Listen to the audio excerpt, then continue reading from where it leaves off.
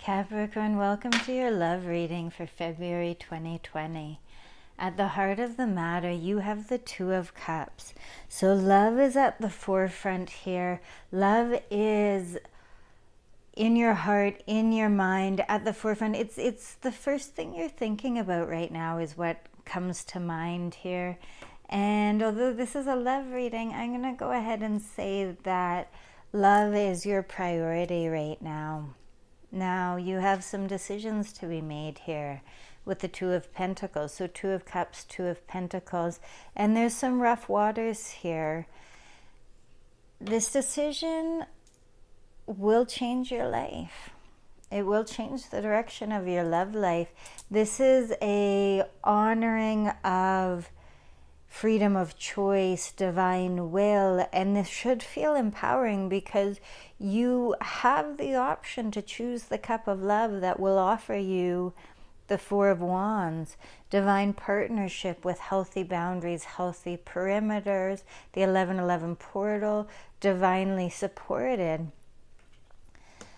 But you must choose. And recent past tells me that you're already in this process because Four of Cups, I feel like very much so this Two of Pentacles, there's a divine cup being offered to you, Capricorn, or that has been offered to you, and there's a cup that you are not prepared to settle for. I feel like for Capricorns, there's a really fantastic option and a not fantastic at all option. And I feel like you already know this recent past. You know what the right decision for you is. Now, possible outcome is the Page of Cups. So here's this offer of the cup. There's the cup you want to accept. There's the cup you don't want to accept. And I have complete faith in your intuition, guidance, and incredible intelligence, Capricorn, that you will choose the right decision. And I'm further confirmed that with immediate future being the Knight of Swords. So I feel like in the past, you've already determined what doesn't fit in this perfect love parameter for you and what you're not willing to settle for. Therefore, you are ready to charge forward with this new beginning, this new idea, this new approach to accepting the love that's being very, very clearly offered to you. This is such a beautiful love energy here.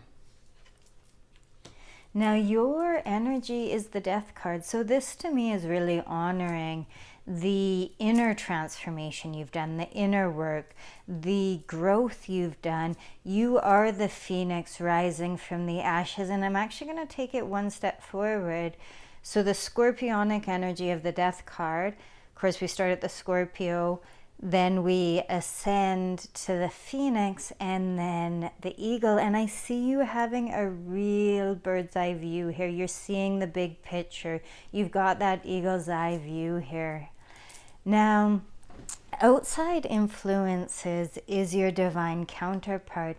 And this is the Knight of Pentacles here. And I do sense from your divine counterpart, they're cautious. The Knight of Pentacles has all the tools, all the gifts, all the skills, but they're waiting for a charge. So I feel like your divine counterpart, I feel like you're the one that will need to charge forward, that will need to comfort them to some degree. And hopes and fears is the Three of Swords. So the fear is heartache, the fear is betrayal. And it's interesting because I see this more as your divine counterpart's fear. I do believe that who you love, who you know you love, who you know you want to give this cup to and share this beautiful life with and charge forward with, they're a little bit scared. I think they've been hurt in the past. And I think you might, remembering the divine counterpart is always our mirror, so your progress, there's a reflection of their progress. Your clarity on what you no longer want or will not settle for is going to comfort them to a degree. Your surety will comfort their hesitation. And final outcome, I'm not even worried at all because It's the King of Pentacles. So through your love, through your comfort, through your confidence, the Knight is ascending to the King. So that tells me your divine counterpart is absolutely going to take your lead, take the charge with you, and ascend from Knight to King. So clarifying your energy, the Death card, transformation, transmutation, honoring your progress internally, and of course your life is now reflecting that externally. You've shed any deceptive energies, anything that wasn't serving your highest good, and now you get to celebrate a passionate victory. And just look at the difference in the energy here. This is really honoring the hard work you've done, the separating the wheat from the shaft. I feel like this is, you know, you've really weeded the garden of what you don't want growing here with the Death card, and therefore it's nothing but passion growing. Even the horse looks happier. Good on you, Capricorn. You've earned this. Clarifying your divine counterpart's Knight of Pentacles. Honoring their journey. Honoring their growth as well. And I think their hesitation does come from a place of wisdom, does come from a place of empowerment, and does come from, it's well earned, because we have some really powerful cards here. So very much I'm sensing you charging forward. So you're remembering that both of us, all of us, no matter how we identify, have the divine feminine and masculine, and you're the one who's ready to charge forward. You're the one who's confident. You're the one who's just ready to go here. And your divine counterpart is the Queen of Wands. So she's passionate.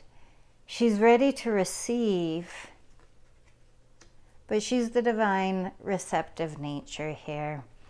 And this is interesting that you have the Death card, and they, I want to call it she, has the Tower card. So very much these two cards reflect you've both done a ton of work. And what I really see beautifully here for your divine counterpart with the Magician is your divine counterpart has come into a very honoring stage of, they're really honoring their gifts. They're honoring themselves. I see a lot of self-respect, self-worth, and they're a little bit hesitant to, it's not a hesitation, it's selectiveness. Your divine counterpart's picky, and you've made the cut, which is a huge compliment. Hopes and fears, clarifying. Three of Swords. And again, I'm not sensing you that scared here. I'm sensing this as your divine counterpart being quite scared. And interestingly enough, this Three of Pentacles is coming up to mirror Magician, the gifts. Some fight with the Five of Swords, fighting about what the Queen is passionate about, and making money being the hesitation of the Knight of Pentacles. I think your divine counterpart may have been betrayed at some point financially, and they may just be getting back on their feet, and you're beautiful, encouraging support to them, and they'll never forget who was there. You know, we always remember who was there for us when we were at the bottom, ready to rise up. Clarifying final outcome. King of Pentacles.